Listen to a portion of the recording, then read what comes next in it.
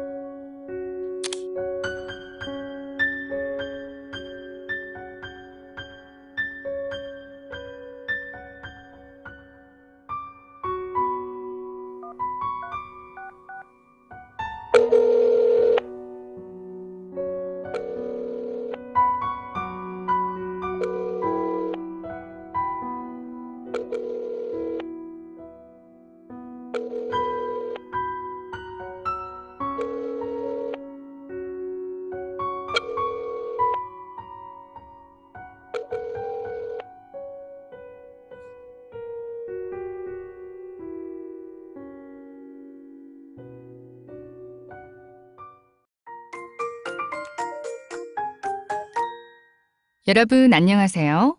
만나서 반갑습니다. 지난 시간에 성이란 무엇인가, 성의 부작용의 영역에 대해 알아보았고, 나의 성 가치관을 점검해보는 시간을 가져보았습니다. 이번 시간에는 10대 데이트와 관련하여 여러 가지 친밀감을 나눌 수 있는 방식과 데이트를 하면서 발생할 수 있는 고민들에 대해 어떻게 해결하면 좋을지 함께 알아보도록 하겠습니다. 자, 연애방정식 풀기 시작하겠습니다. 구체적으로 활동 목적을 안내하겠습니다. 10대가 데이트할 때 친밀감을 나눌 수 있는 다양한 방식을 생각해 보고요. 획일화되고 소비지향적인 데이트에서 벗어나 대안적인 데이트 문화를 찾아보는 시간을 가져보겠습니다. 데이트할 때 내가 동의할 수 있는 스킨십의 종류는 무엇인지, 상대방과 신체 접촉에 대한 입장이나 생각이 다를 때 어떻게 대처하면 좋을지 등을 생각해 보겠습니다. 등교 수업을 할 때는 조별로 구성원의 역할을 정해서 선택한 주제에 대해 토의하고 발표했었는데요. 오늘은 교실 수업할 때 모둠별로 나눠서 토의했던 주제들에 대해 각자 생각해보는 것으로 진행하겠습니다. 각 주제별로 내 생각을 정리해보는 시간을 가진 뒤 교실 수업 시간에 학생들이 발표한 결과물을 제시하겠습니다. 친구들 토의 결과와 나의 생각을 비교해보기 바랍니다. 현재 교제 중인 친구가 없다면 사귀고 싶은 연애 상대에 대해 생각해 보세요. 나는 어떤 사람에게 매력을 느끼나요? 내가 사귀고 싶은 사람이 갖췄으면 하는 특성을 생각해 보고 진지하게 이 수업에 임해주기 바랍니다. 수업 시간에 학생들이 발표한 자료를 정리한 내용입니다. 내가 만나고 싶은 여자친구 한번 살펴볼까요? 착하고 마음씨 고운 여자, 이해심 많은 여자 등등이 있죠? 쭉 살펴보세요. 주관이 뚜렷하고 자신의 생각을 잘 표현하고 긍정적인 여자도 좋다고 하네요. 능력 있는 여자, 나를 잘 챙겨주는 여자 등이 있네요. 다음으로는 내가 만나고 싶은 남자친구입니다. 한번 볼까요? 생각 있고 건전한 남자, 여자를 존중하는 남자, 돈 많은 남자도 있네요. 이해심 있고 편안한 남자, 담배 안 피는 남자가 좋다고 합니다. 흡연하는 학생들 기억해 주세요. 착한 남자, 공부 잘하는 남자, 키 크고 잘생긴 남자, 매너 있고 책임감 있는 남자, 바람둥이는 절대 사절이라고 합니다. 다음으로는 10대가 연애를 하면 좋은 점과 안 좋은 점에 대해 생각해 보겠습니다. 어떤 경우에 데이트를 하는 그들이 마냥 부럽고 또 어떤 경우에 연애 안 하길 잘했다는 안도감이 드는지 생각해 봅시다. 이후 내가 마음에 드는 상대가 생겼을 때 좋아하는 이성에게 호감을 얻기 위한 전략을 생각해 봅시다. 학생들의 자료를 한번 살펴보겠습니다. 연애를 하면 좋은 점으로 의지가 되고 덜 외롭다고 하네요.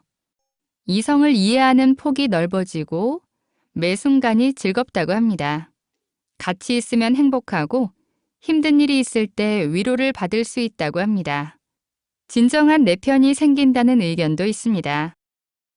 반면 연애를 하면 안 좋은 점으로는 갑과 을이 생긴다고 합니다. 기념일을 잊으면 무서워지고요. 교제에 에너지를 쏟다 보니 성적이 떨어진다는 단점도 있겠네요. 나만의 시간이 줄어들고 친구 관계에 변화가 생기고 나와 다른 부분들 때문에 힘들어진다는 의견도 있습니다. 자, 이성에게 호감을 얻는 법. 학생들의 자료를 살펴볼까요?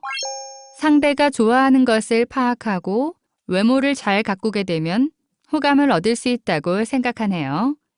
연락 잘하고 리액션 잘해주고 호감을 표현하고 상대방에 대한 사소한 점을 기억해주고 진심으로 걱정해주면 호감을 얻을 수 있을 것 같다고 합니다. 매력적인 사람의 특징이라고 볼 수 있겠네요. 자, 다음으로는 좋아하는 마음을 전하는 방법 생각해 보기입니다. 혼자만 좋아하는 것은 짝사랑입니다. 내가 너에게 관심이 있다는 것을 보여주어야 상대가 내 마음을 알아차릴 수 있습니다. 마음에만 담아두는 것이 어렵다면 좋아하는 감정을 표현할 수 있는 방법을 생각해 봅시다. 학생들의 결과물을 살펴보겠습니다. 좋아하는 마음을 전하는 방법으로 자주 쳐다본다고 하네요. 시선을 자주 마주친다는 뜻이겠지요. 연락을 자주 하고요. 진심을 담아 솔직하게 편지로 고백하겠다. 밥을 같이 먹는다. 등하교를 함께 한다. 긍정적인 리액션을 한다. 자주 웃어준다. 친절하게 행동한다 등의 내용이 있습니다. 이번에는 이런 여자 혹은 남자, 진짜 이해 안 된다, 별로야 라는 생각이 드는 특성에 대해 생각해 보겠습니다. 호감을 갖고 있던 그 애. 하지만 이러한 행동을 보면 정이 뚝 떨어진다에 대해 생각해 봅시다. 나는 비호감 행동을 하지 않는지 점검도 해봅시다. 학생들의 결과물을 살펴볼까요? 이런 여자 진짜 싫다고 합니다. 귀여운 척 하는 여자, 내숭 떠는 여자, 내 생일은 안 챙기면서 자기 생일은 꼭 챙기길 바라는 이기적인 여자, 공주병, 욕을 많이 하는 여자도 포함되어 있는데 이것은 남녀 공통적으로 싫은 사람의 특징이죠. 떼쓰고 거짓말하는 여자, 앞과 뒤가 다른 무시무시한 여자 등이 있네요. 앞과 뒤가 다른 사람은 누구나 싫어하죠. 내 뒤통수를 때릴지도 모른다는 두려움을 주게 되니 신뢰할 수 없게 되니까요. 그 외에 연락 안 되는 여자, 남자친구 많은 여자도 있습니다. 이런 남자 진짜 싫다고 합니다. 혹시 내 모습은 없는지 점검해 봅시다. 성드립하는 사람, 성희롱으로 신고당할 수 있습니다. 성적인 발언은 함부로 해서는 안 되는 거 아시죠? 길거리에 침 뱉는 남자, 입 가벼운 남자, 폭력적이고 눈치 없고 욕 잘하는 남자, 여자를 자신의 소유물로 알고 간섭하는 남자, 분노 조절 장애자, 이기적인 남자 등이 있습니다. 자, 그 다음 활동으로 넘어가겠습니다. 10대가 데이트를 하면서 신체 접촉을 하게 되는 경우가 있죠. 10대 시기에 허용 가능한 스킨십은 무엇인가요? 나는 어디까지 동의할 수 있는지 생각해 봅시다. 혹시 나의 이성 친구가 하고 싶지 않은 스킨십을 시도할 때 나는 어떻게 대처하면 좋을까요? 반대로 내가 하고 싶은 스킨십이 있을 때 어떻게 표현하면 좋을지 생각해 봅시다. 여러분, 스킨십을 할 때는 단순히 본인의 호기심이나 충동에 의해서 또는 상대방의 강요에 의해 수동적인 자세로 진행되어서는 안 됩니다. 행동의 주체는 본인임을 기억하며 능동적으로 행동해야 합니다. 우리가 스킨십을 할 만큼 친밀한 사이인지, 내가 심리적으로 감당할 수 있는지, 행동의 결과에 대해 서로가 책임질 수 있는지 등을 검토한 후 서로의 입장을 존중하면서 이루어져야 합니다. 학생들의 결과를 살펴볼까요? 하고 싶지 않은 스킨십을 시도하면 싫다고 말한다. 자리를 뜬다. 헤어지자고 말한다. 돌려서 나 오늘 너무 피곤하고 힘들어. 집에 가서 좀 쉬어야 할 것 같아. 가능한 선을 분명하게 이야기한다 등이 있습니다. 반면 하고 싶은 스킨십이 있을 때는 은근슬쩍 물어보고 눈치를 준다. 적당한 타이밍에 자연스럽게 시도해본다 등이 있네요. 분위기를 일단 잡고 상대방의 의사를 확인한다. 성관계는 반드시 동의 여부를 확인 후 시도하겠다는 답변도 있습니다. 그리고 꼭 기억해야 할 것, 바로 성관계 후에 발생하는 모든 것에 책임이라는 것이 따른다는 것을 잊지 말아야 합니다. 다음으로는 저렴한 비용으로 데이트할 수 있는 방법은 무엇일지 생각해 봅시다. 학생들의 저렴한 데이트 전략을 살펴보겠습니다. SNS 이벤트 참여나 할인을 찾아본다.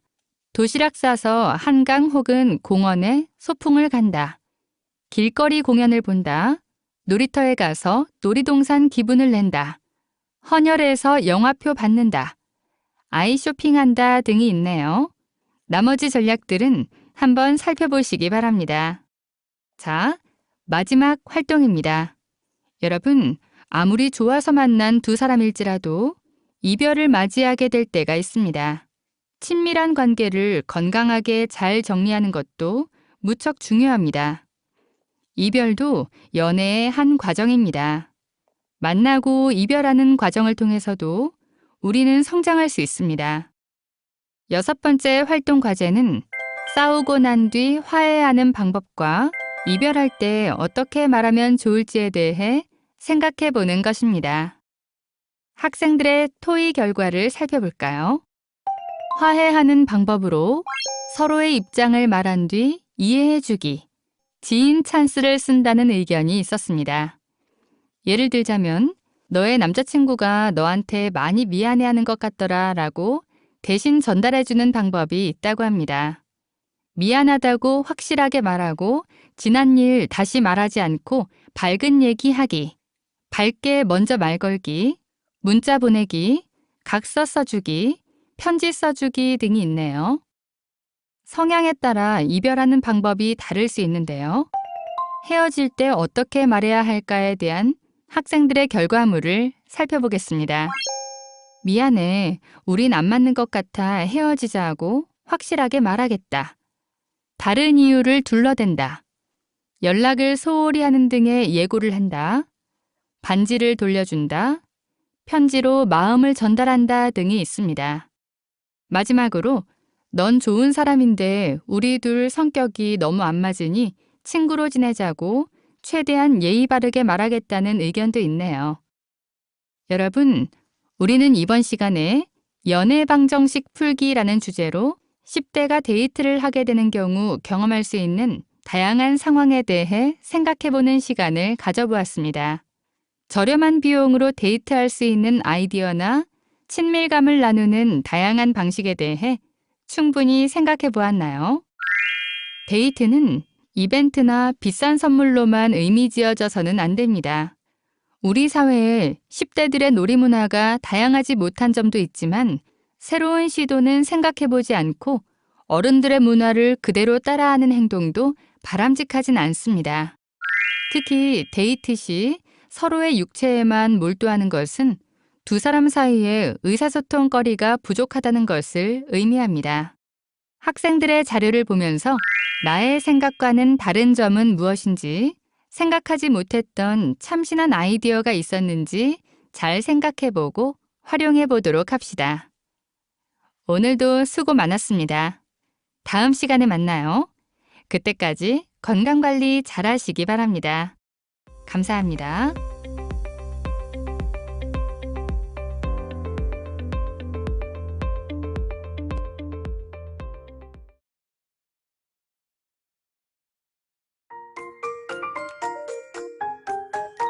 안녕하세요.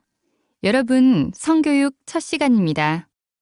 현재 여러분은 성에 대한 관심도 있지만 이와 관련된 고민도 있을 것으로 생각합니다.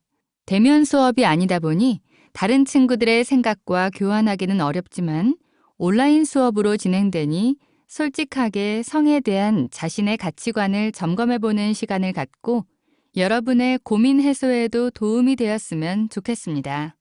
오늘은 성이란 무엇인가에 대해 생각해보는 시간을 가져보겠습니다. 준비물이 필요한데요. 연습장과 블랙 혹은 빨간색 볼펜을 준비해주세요. 빨간색 볼펜이 없다면 파란색 볼펜을 준비하셔도 좋습니다. 준비되셨습니까? 오늘 수업을 통해 나의 성 가치관에 대해 알아보고 균형 잡힌 성 가치관을 형성하기 위해 어떠한 노력이 필요한지 고민해보는 시간을 갖도록 하겠습니다. 또한 성의 부작용의 영역에는 어떠한 것이 있는지도 알아보겠습니다. 진지하고 성실하게 임해주세요. 용어 정리부터 해볼까요? 성을 영어 단어로 뭐라고 하죠? 알고 있는 단어는 모두 말해봅시다.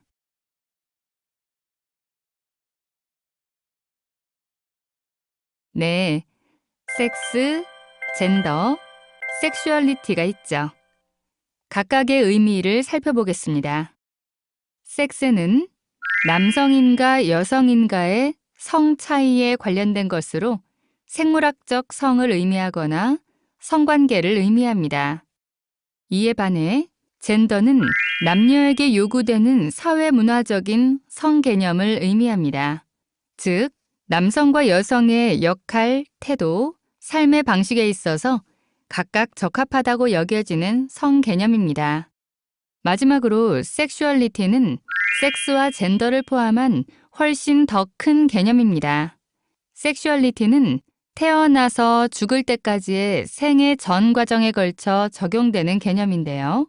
남녀 성 차이나 성 행동 그 이상의 것으로 우리가 여성이나 남성이 된다는 것에 대해 어떻게 생각하고 행동하고 느끼는지를 설명해주는 개념입니다. 이 개념은 우리가 관계 속에서 어떻게 행동하는지, 사랑과 애정을 어떻게 표현하는지, 우리의 몸에 대해 어떻게 느끼고 어떤 사람에게 성적 매력을 느끼는지를 나타냅니다. 오늘 수업의 주제가 성이란 무엇인가인데 이때의 성은 영어로 섹슈얼리티가 된다는 점을 기억하고 본격적으로 수업 시작하겠습니다. 자, 조용히 눈을 감아봅시다. 성 하면 떠오르는 느낌, 생각을 한 단어로 표현해보세요. 등교 수업 중 학생들이 떠올렸던 단어로는 십자가, 이성친구, 사랑 등이 있었습니다. 여러분은 어떤 단어가 떠오르나요? 그리고 방금 떠올린 단어가 자신에게 주는 느낌이 긍정적인지 부정적인지도 판단해 봅시다. 다들 눈을 뜨세요. 방금 떠올린 단어를 연습장에 적어 봅시다. 긍정적인 느낌이라면 까만색 볼펜으로, 부정적인 느낌이라면 빨간색 또는 파란색 볼펜으로 그 단어를 적어 봅시다.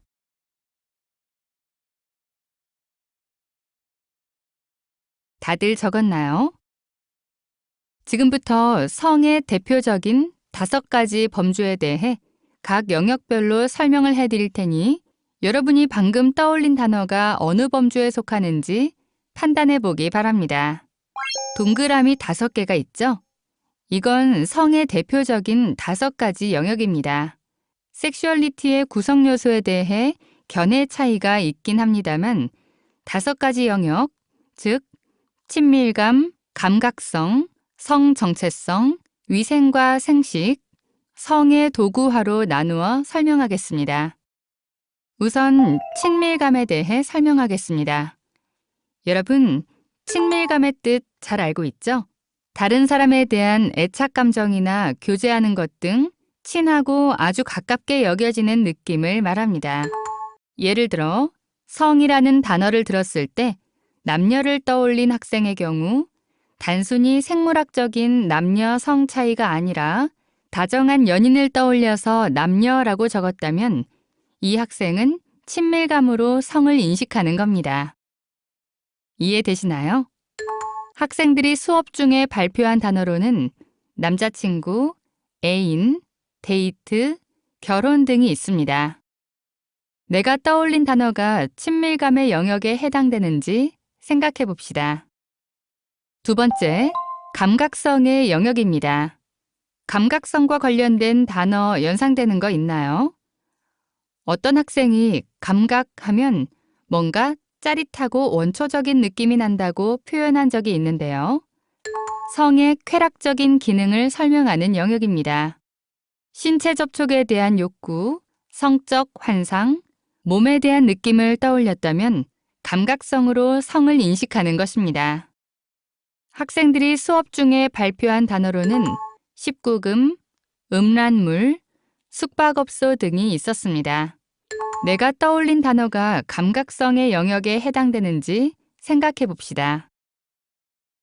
3번째, 성 정체성 영역입니다.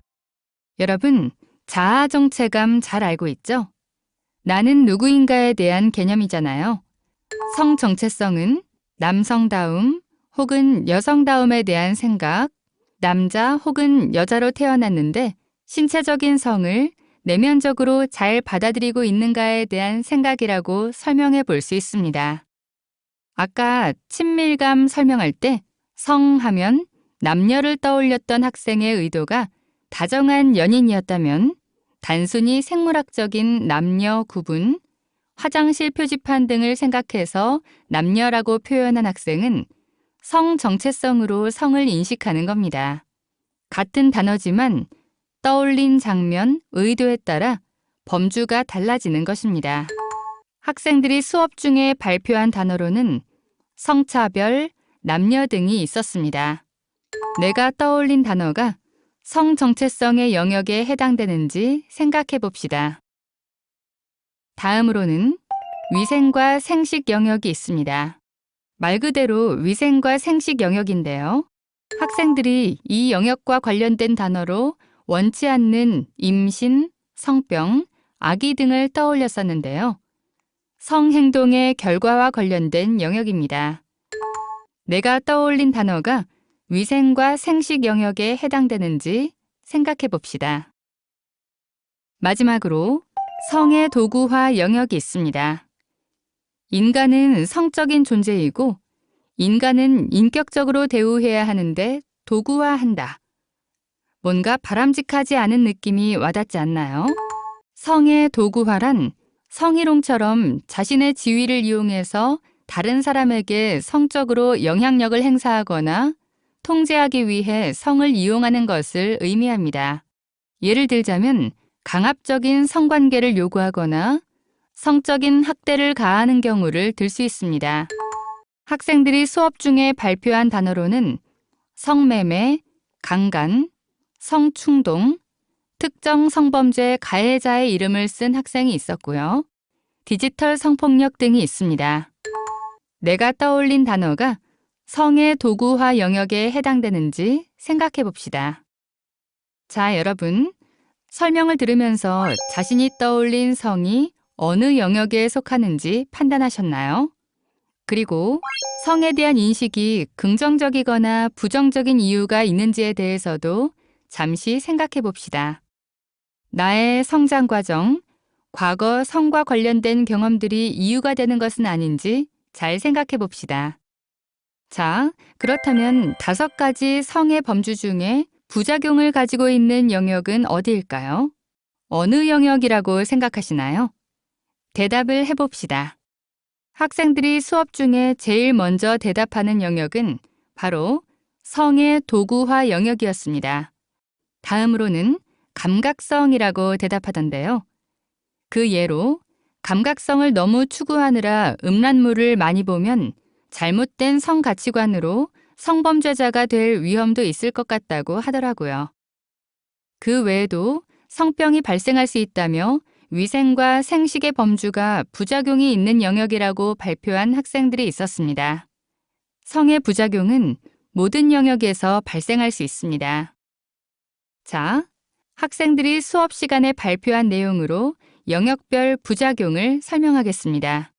우선 친밀감의 경우 부작용이 없을 것 같다고 이야기하는 학생들도 있었는데요. 어떤 부작용의 사례가 있을까요? 어떤 학생이 집착이라고 발표를 한 적이 있었습니다. 상대가 원하지 않는데 나의 감정을 내세우면서 너도 나를 좋아해달라고 고집을 부리는 것은 폭력이 될 수 있습니다. 스토킹 범죄가 대표적인 사례로 볼 수 있습니다.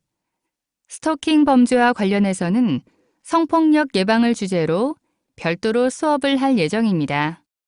감각성은 어떤 부작용이 있을까요? 쾌락의 끝이 있을까요? 쾌락에 빠지게 될 경우 헤어나오기가 무척 힘들다고 합니다. 적절히 조절할 수 있어야 하고 쾌락만 추구하는 성행동을 하게 된다면 신뢰가 바탕이 된 친밀감을 경험할 기회가 없습니다. 성 정체성과 관련된 영역에서는 학생들이 성차별, 성혐오 등을 예로 들더라고요. 뿐만 아니라 성 역할을 잘못 배워 남자는 여자는 이래야 한다는 고정관념에 사로잡혀 대인관계 및 직업 선택, 결혼 생활에 문제가 발생할 수 있습니다. 위생과 생식에서는 원치 않는 임신, 성병 등에 걸려 고생을 할 수 있습니다. 마지막으로 성을 도구로만 생각하게 될 경우 나도 모르게 성폭력 가해자가 될 수도 있고 우리나라에서 불법인 성매매를 하다가 형사처벌을 받을 수도 있습니다. 이렇게 성의 부작용의 영역까지 알아보았습니다. 여러분, 성은 성적인 느낌이나 성관계 이상의 의미를 갖는 아주 광범위한 개념입니다. 성은 우리가 누릴 권리이기 때문에 평생 동안 잘 관리하고 가꾸어 나가야 하는 소중한 개념입니다. 내가 성을 긍정적 혹은 부정적으로 인식하는 데에는 분명 이유가 있습니다. 만약 부정적으로 인식하는 학생들의 경우 그 이유를 잘 생각해보고 긍정적으로 성을 가꾸어 나가기 위해 내가 할 수 있는 노력에 대해 고민해 봅시다. 오늘 하루도 수고 많았습니다. 다음 시간에 다른 주제로 또 만나요. 감사합니다.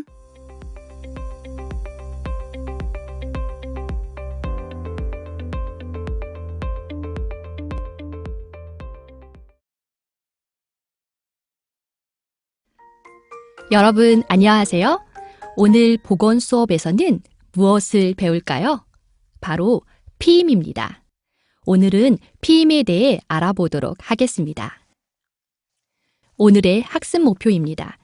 학습 목표를 같이 크게 읽어볼까요?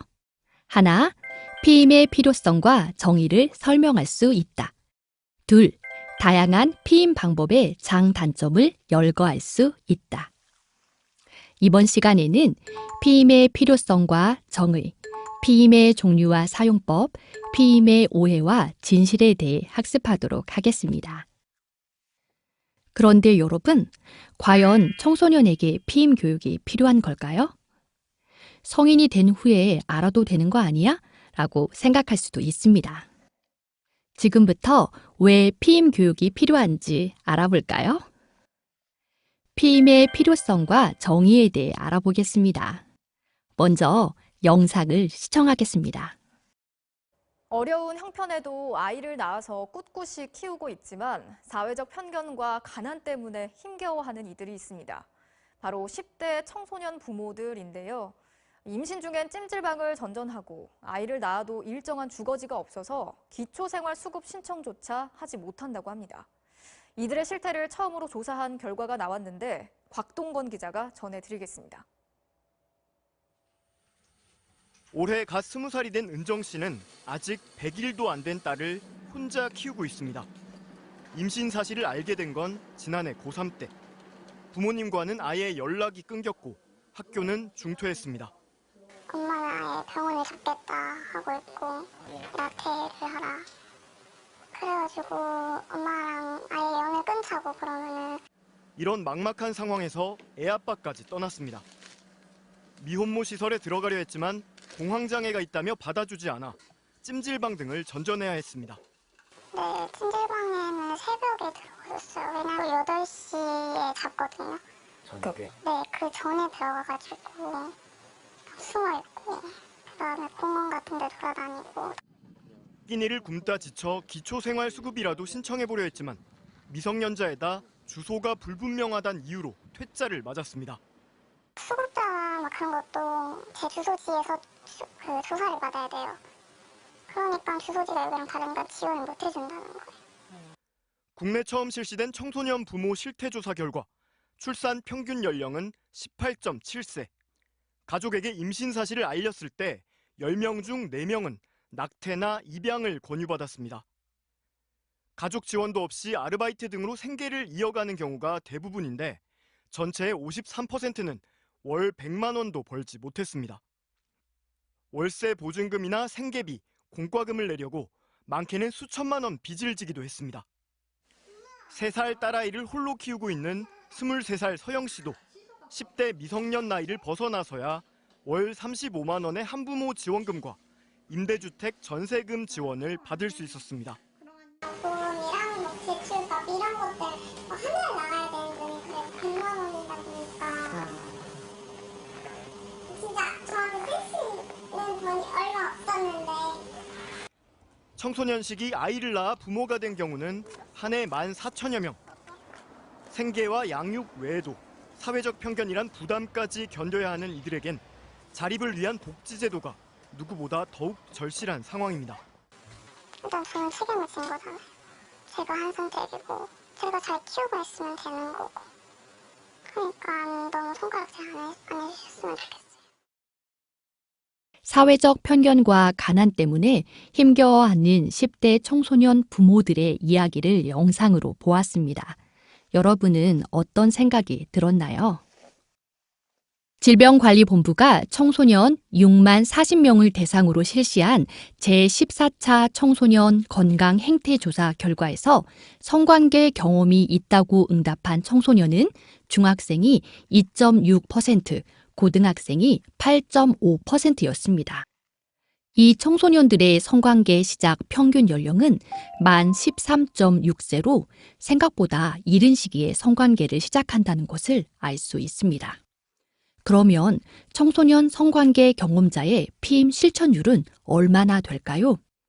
피임을 한다라고 답한 청소년은 전체의 59.3%로 나머지 약 40%의 청소년들은 피임을 하고 있지 않았습니다. 상황이 이렇다 보니 일부 청소년들은 원하지 않는 임신과 성병, 우울증 등 각종 문제에 노출되고 있는 상황입니다. 그렇다면 청소년들이 피임을 하지 않는 이유는 무엇일까요? 한국보건사회연구원이 2018년에 실시한 인공임신중절 실태조사 결과에 따르면 청소년들이 피임을 하지 않는 이유로 피임 도구를 준비하지 못해서라는 응답이 48.2%로 가장 높았고 상대방이 피임을 원하지 않아서라고 응답한 비율이 33.1%로 나타났습니다. 또 인공임신중절과 관련해 국가가 해야 할 일로 피임, 임신, 출산에 대한 남녀 공동 책임의식 강화와 원하지 않는 임신을 예방하기 위한 성교육 및 피임 교육 등을 꼽았습니다. 이러한 실태조사 결과를 보면 청소년에게 피임 교육이 얼마나 필요한지를 알 수 있습니다.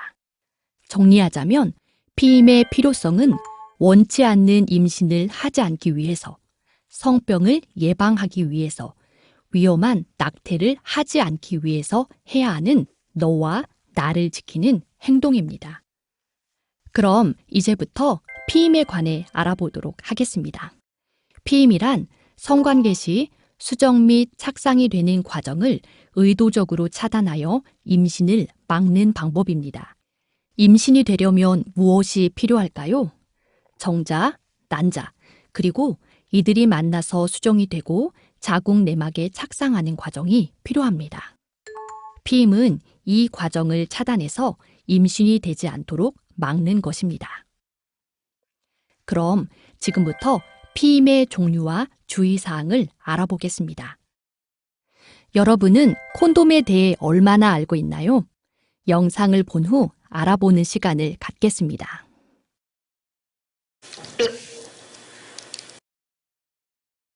아, 제가 얘기를 해야 돼요?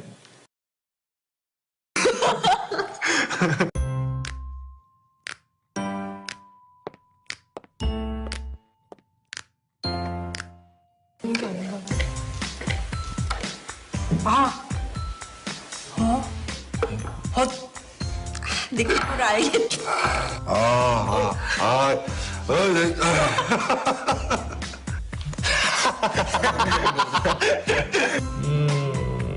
콘돔. 아니 이런 제품인 줄 알았으면 나 얘랑 안 왔거든요.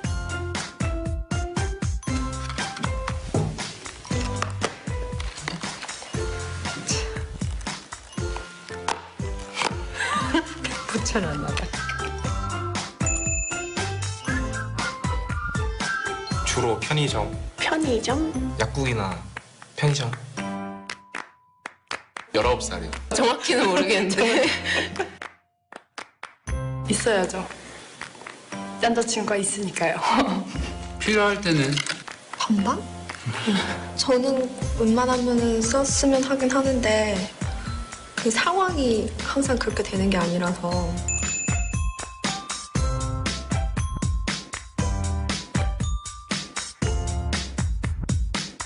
아이씨. 할 거야? 이거요? 응. 이거죠? 이게 이렇게, 왜냐면 씌워야 되니까 이게. 그냥 해. 아이고 진짜로. 이래갖고 이래 시험. 어우 신기하다. 너무 좋다.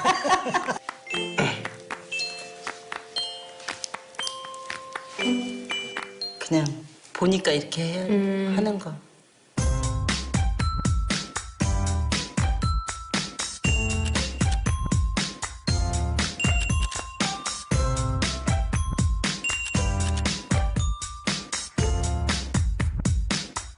네, 어떻게 해야 하는지는 안 가르쳐주고 하지 말라는 쪽에 성교육만 많이 있어가지고요. 너무 시대적으로 좀 뒤떨어져 있다라는 생각을 했는데 그게 수치상으로 나타난 것 같아요. 아 이거를 하는 법을 가서 우리 아들한테도 알려줘야겠다.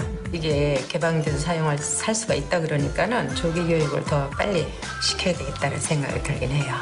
이걸 껴야지 바른 인생을 살 수 있다고 그렇게 말하면서 좀 친한 친구한테는 뭐 선물 하나 주고 그러고 싶습니다.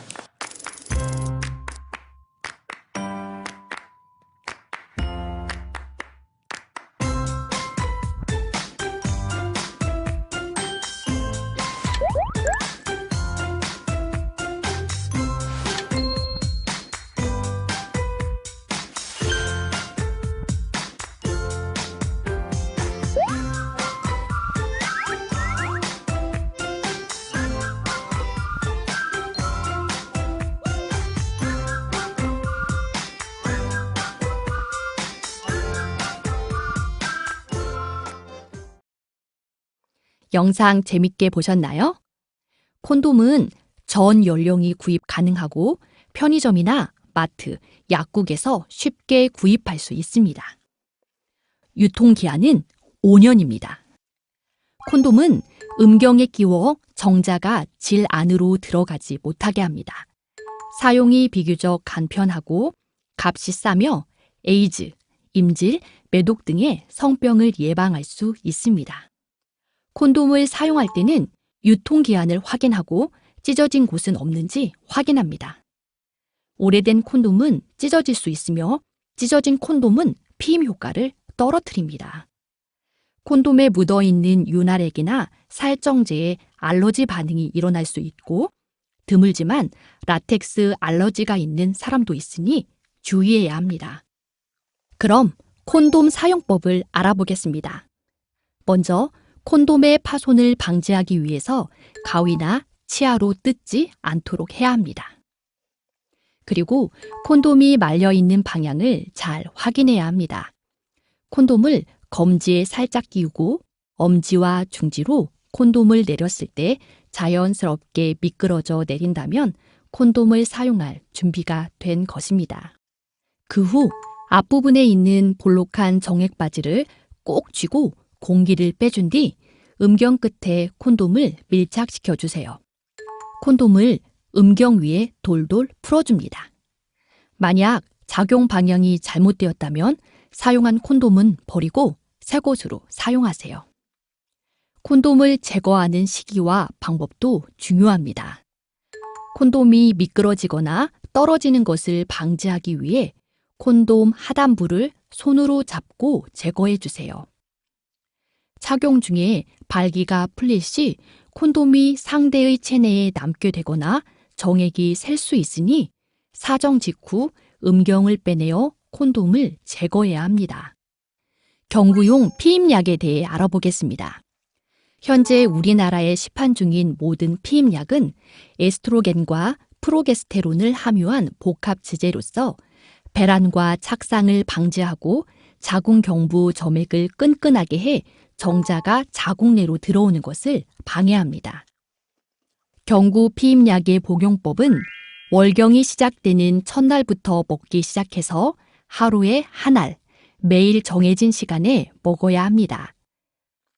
21일간 약을 복용하고 7일간 약을 먹지 않는 21 플러스 7 방식으로 먹는 약이 가장 많습니다. 약을 먹지 않는 기간인 휴약기 이틀에서 4일경에 보통 월경을 하게 됩니다. 주의사항은 피임약을 잊지 않고 복용하는 것이 중요합니다. 예정된 복용 시간에서 24시간이 지나지 않았을 때 피임 효과는 유지됩니다. 특히 경구 피임약은 35세 이상의 흡연자, 심한 고지혈증, 고혈압, 혈전성 정맥염, 심한 간 기능 이상 시 약 복용에 주의하고 전문의와 상담을 해야 합니다. 슬라이드 그림에 나온 것처럼 흔히 사용하는 복용법은 21일간 복용, 나머지 7일간은 쉬거나 위약을 먹게 됩니다. 7일간 쉬고 난 후에 월경이 끝나지 않아도 다시 복용을 시작하면 됩니다. 다음은 응급 피임약에 대해 알아보겠습니다. 고농도의 복합 호르몬이 배란을 방해하거나 자궁 내막을 강제로 탈락시켜 수정란의 착상을 막는 역할을 합니다. 성관계 후 72시간 이내에 복용해야 하며 전문 의약품으로 의사의 처방이 있어야 합니다. 부작용으로 어지러움, 두통, 구토, 하복부 통증, 월경 장애 등의 부작용이 나타날 수 있습니다. 한 번의 생리주기 중 한 번만 사용할 수 있고 반복 사용할수록 피임 효과가 감소합니다. 응급 피임약의 피임 효과는 성관계 후 24시간 이내 복용하면 95%로 높지만 시간이 지남에 따라 줄어드는 것을 볼 수 있습니다. 최대한 빨리 복용해야 피임 효과를 높일 수 있습니다. 자궁 내 장치에 대해서 알아보겠습니다. 자궁 내 장치가 무엇인지 영상을 먼저 보겠습니다. 만약 약 먹는 게 번거롭다면 자궁 내 장치를 시술하는 방법도 있습니다. 자궁 내 장치는 T자형 루프를 자궁에 삽입하는 피임법인데요. 99% 이상의 피임 효과를 얻을 수 있어서 장기 피임법으로 사용되고 있습니다. 자궁 내에 호르몬 피임 장치를 삽입할 경우에는 최대 5년 정도 장기적인 피임이 가능합니다. 장치 내에 있는 호르몬이 분비되면서 자궁 경부의 점액의 점도를 높여서 정자가 자궁으로 이동하는 것을 막아주어서 피임이 가능하게 합니다. 간혹 자궁 내 장치 시술 후 두통 등을 느낄 수 있는데요. 일주일 이상 지속한다면 루프 제거를 고려해 봐야 합니다. 자궁 내 장치는 구리가 감기인 작은 장치를 자궁 안에 시술하여 무균성 염증을 일으켜 수정란이 착상되는 것을 막는 방법입니다. 시술된 구리는 자궁 내에서 아주 소량씩 분비되기 때문에 혈액으로 유입되는 구리의 양은 거의 없습니다. 미레나는 장치 안쪽에 황체 호르몬이 담겨 있어 매일 아주 적은 양의 호르몬을 방출하여 5년간 장기적으로 피임 효과를 볼 수 있습니다. 다음은 자연주기법에 대해 알아보겠습니다. 보통 배란은 다음 생리일 시작일로부터 14일 전에 이루어집니다. 자연주기법이란 배란 후 난자가 살아있는 하루와 정자가 여성의 생식기 내에 살아있는 이틀에서 3일을 고려하여 배란일 전후로 임신 가능한 시기를 피하는 방법입니다. 그러나 이런 자연주기법은 생리주기가 정확한 여성의 경우 활용 가능한 것으로 실패율이 매우 높으므로 임신의 가능성이 있다는 사실을 항상 염두에 두어야 합니다. 더 이상 임신을 원하지 않을 때 선택하는 영구적인 피임법에 대해 알아보겠습니다. 정관절제술은 남성의 음낭을 절개하여 정자 운반을 담당하는 정관을 잘라내는 방법입니다. 난관절제술은 난자가 이동하는 통로이자 정자와 만나는 곳인 나팔관을 묶거나 절단함으로써 영구적으로 수정이 되는 것을 막는 방법으로 최근에는 많이 사용하고 있지 않는 피임법입니다. 그 외 피임법은 여성의 질 안에서 정자의 운동성을 방해하여 피임을 도와주는 살정제가 있으며 단독으로 사용 시 실패율이 높은 피임법입니다.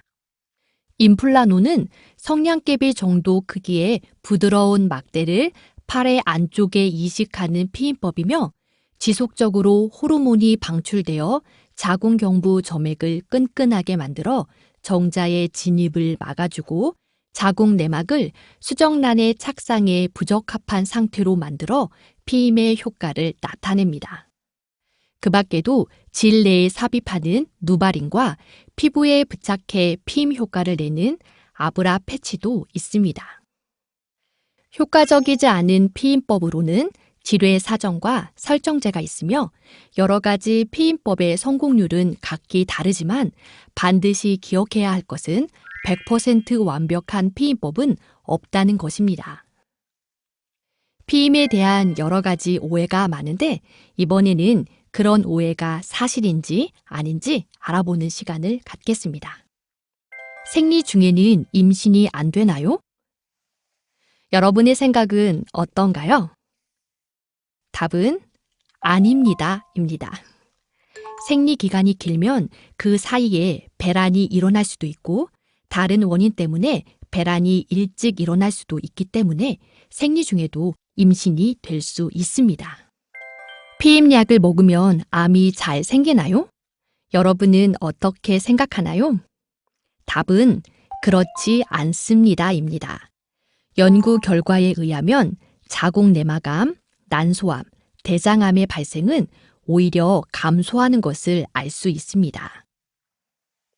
응급 피임약이 낙태를 유발하나요? 여러분은 어떻게 생각하나요? 답은 아닙니다입니다.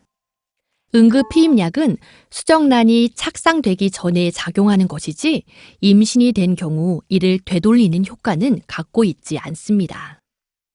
호르몬 피임법을 사용하면 체중이 느나요? 답은 아닙니다입니다. 현재까지의 연구 결과에 따르면 호르몬이 포함된 피임법을 썼다고 해서 식욕이 증가하거나 체중이 증가하지는 않는다고 합니다.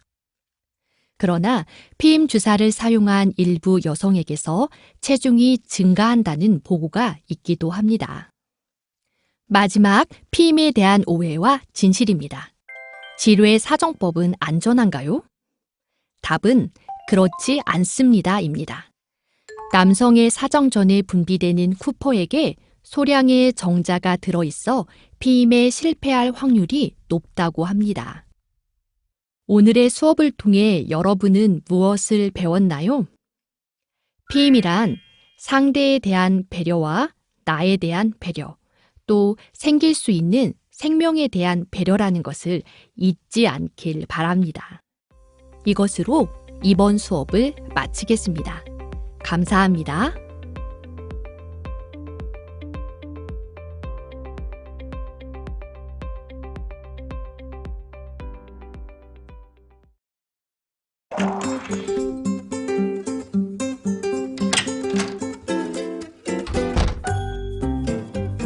안녕 친구들. 오늘은 안전하고 행복한 학교 생활을 위한 디지털 성범죄 예방법을 알려줄 거야.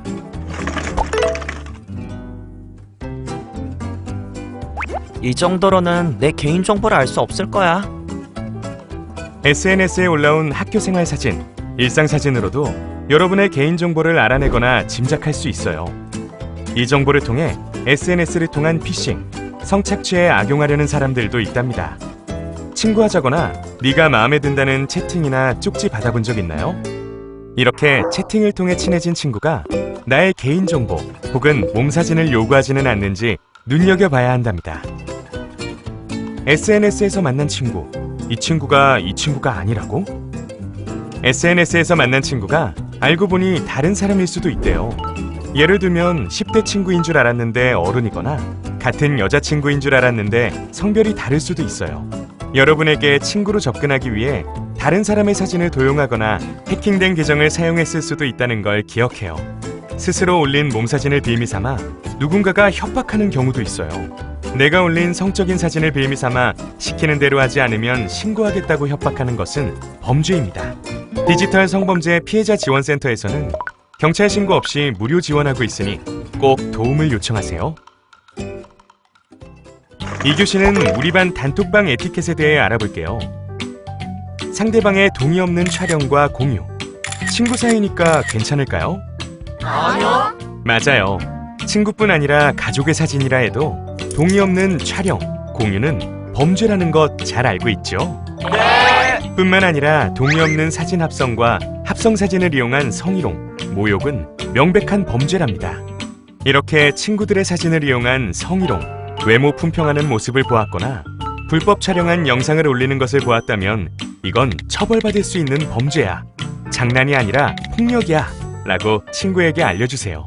말하기 어렵다면 믿을 수 있는 어른에게 도움을 청해요. 이번엔 커플 사이에서 필요한 디지털 성범죄 예방법에 대해서 알아볼게요. 사귀는 친구가 원치 않는 사진이나 영상을 찍자고 강요한다면 단호히 거절하세요. 정말로 사랑하는 사이라면 원하지 않는 사진이나 영상 촬영을 강요하지 않아요. 또 촬영에 동의했어도 허락 없이 유포하는 건 명백한 범죄라는 사실을 기억해요. 사귀던 사이의 촬영물을 부모님이나 학교 친구들에게 유포하겠다고 협박한다면 촬영물을 유포하지 않았더라도 협박받은 사실만으로도 도움받을 수 있어요. 4교시에는 중요한 여러분의 역할에 대해서 이야기해 볼게요. 혹시 친구가 피해자라는 사실을 알게 됐다면 어떻게 해야 할까? 친구의 피해 사실을 다른 친구들에게 전하지 말고 정보를 알려요. 또 친구가 자기 잘못 때문이라며 자책하면 디지털 성범죄는 가해자의 잘못이라고 알려줘요. 디지털 성범죄는 누구에게나 일어날 수 있는 일이라고요. 모두 잘 알고 있군요. 맞아요. 디지털 성범죄는 여러분의 잘못이 아니에요. 피해 영상물 삭제하려면 부모님 동의가 필요한가요? 디지털 성범죄 피해자 지원센터의 모든 지원 과정은 비공개로 부모님 동의, 경찰 신고 없이도 지원받을 수 있어요. 상담이나 신고 용기가 나지 않는데 어쩌죠? 본인이 직접 전화하지 않고 형제 자매의 연락으로도 상담을 받을 수 있어요. 또 인터넷 게시판으로도 상담받을 수 있어요. 제 몸을 찍은 촬영물이 인터넷에 퍼졌을 때는 어떻게 해야 하죠? 디지털 성범죄 피해자 지원센터에서는 피해 촬영물을 무료 삭제 지원해드리니 걱정 말고 연락해요. 또한 단톡방, SNS 계정, 피해 촬영물은 지우지 말고 연락해요. 제 일상 사진을 이용해 성희롱하는 경우도 지원받을 수 있나요? 여러분의 사진을 합성하거나 합성 사진으로 성적 모욕하는 경우도 범죄이므로 무료 지원받을 수 있어요. 누군가가 피해 촬영물을 유포할까봐 두렵다면 어떻게 해야 하죠? 아직 촬영물이 퍼지기 전이라도 여러분의 불안한 마음에 대한 상담, 유포에 대한 모니터링 지원을 받을 수 있어요. 시키는 대로 안 하면 촬영물을 올리겠다고 협박한다면 어떻게 해야 하죠? 시키는 대로 안 하면 유포하겠다는 협박, 시키는 대로 하면 촬영물을 지워주겠다고 하는 회유 방식은 가해자들의 전형적인 수법이에요. 가해자가 시키는 대로 하지 말고 바로 전문기관에 도움을 청해주세요. 여성긴급전화 1366, 청소년 상담 1388. 꼭 기억해요. 피해는 여러분 잘못이 아니에요. 도와줄 사람들이 있어요. 피해 상황에서 벗어날 수 있어요. 여성긴급전화 1366, 디지털 성범죄 피해자 지원센터 02-735-8994.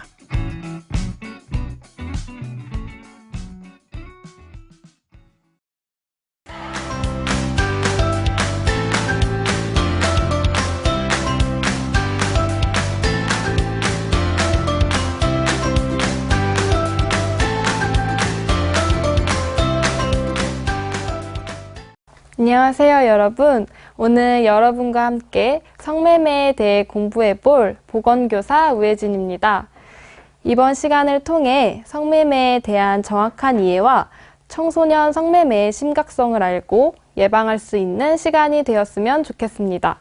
먼저 학습 목표를 세우고 수업을 진행하도록 하겠습니다. 첫 번째, 성매매의 실태와 심각성을 말할 수 있다. 둘째, 청소년 성매매의 부정적 측면을 말할 수 있다. 이 두 가지 목표를 세우고 수업을 진행해 보도록 하겠습니다. 학생 여러분들은 지금까지 성매매에 대해 어떻게 생각하고 있었나요? 나와는 상관이 없고 어른들에게만 일어나는 일이라고 생각을 하지는 않았나요? 성매매는 마땅히 처벌받아야 하는 범죄로 최근에는 청소년 사이에서도 많이 발생하고 있습니다.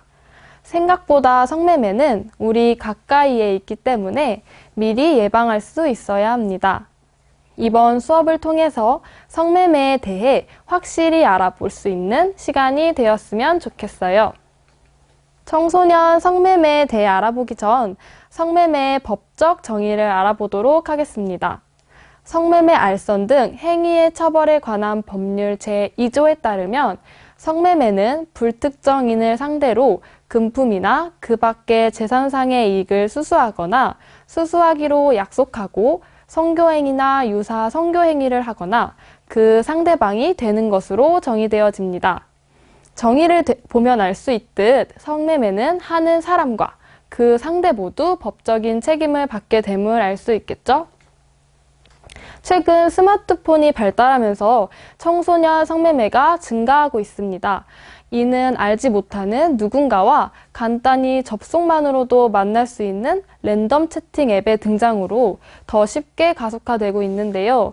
청소년 성매매의 특징은 이처럼 더 쉽고 깊고 은밀하게 우리 가운데 녹아들고 있습니다.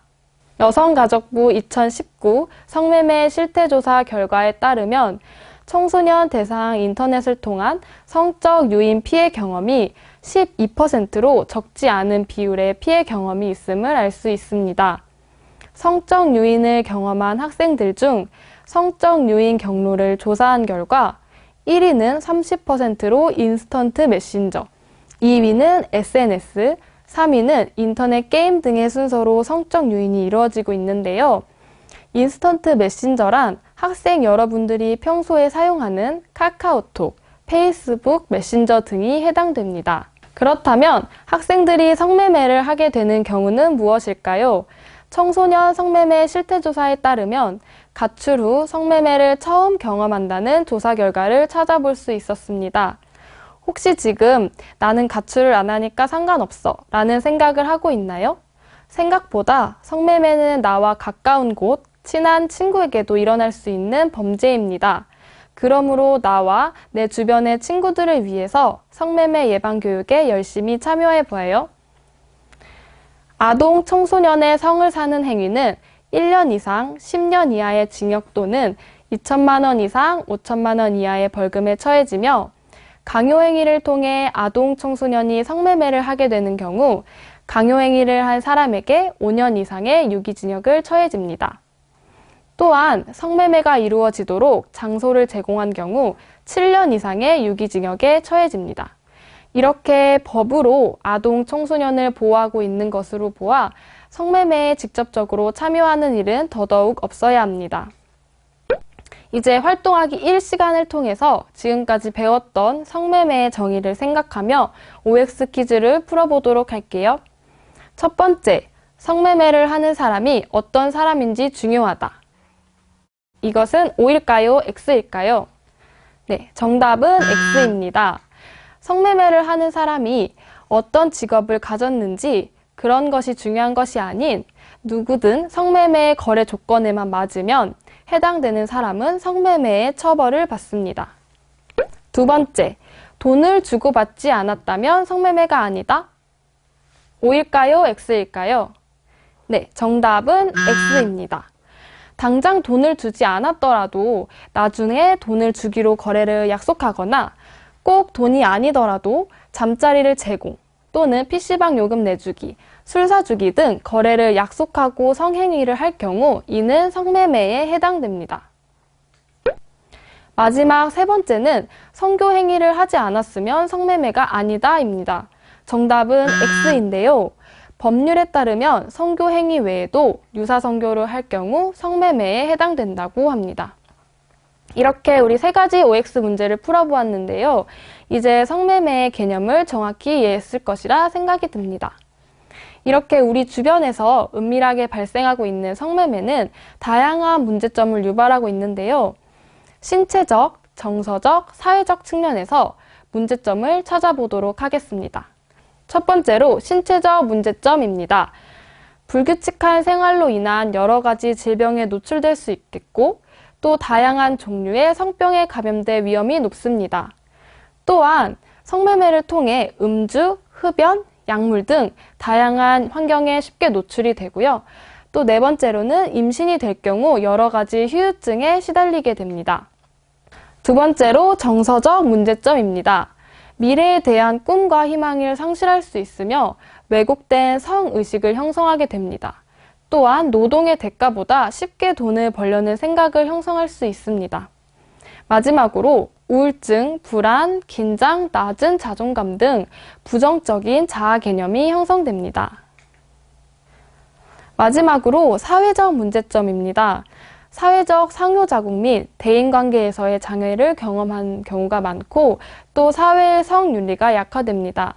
또한 성을 상품화하는 풍조가 확산되며 인간의 존엄성을 무시하는 풍조가 확산될 수 있습니다. 이렇게 성매매의 문제점을 세 가지 측면에서 알아보았는데요. 이렇게 문제를 많이 일으키는 성매매를 예방하기 위해서 내가 실천할 수 있는 방법이 무엇이 있을지 생각해보는 시간을 갖도록 하겠습니다. 활동지를 통해 활동하기 칸에 채워볼게요. 성매매 예방을 위해 내가 할 수 있는 일에 대해 열심히 생각해 보았나요? 이제는 생각해 본 내용을 바탕으로 성매매를 예방할 수 있는 방법에 대해 배워보도록 할게요. 성매매 예방법 첫 번째로는 바로 성적 자기결정권을 발휘하기입니다. 언제, 어디서, 누구와, 어떤 방식으로, 왜 성적인 교감을 나눌 것인지에 대해 주체적인 결정은 타인이 아닌 내가 해야 합니다. 그러므로 성적 자기결정권을 가지고 범죄 행위인 성매매를 하지 않도록 해야 합니다. 두 번째는 인권 존중 관점 갖기입니다. 성매매는 인권을 존중하지 않는 행위로 성을 사고파는 매우 비윤리적인 행동입니다.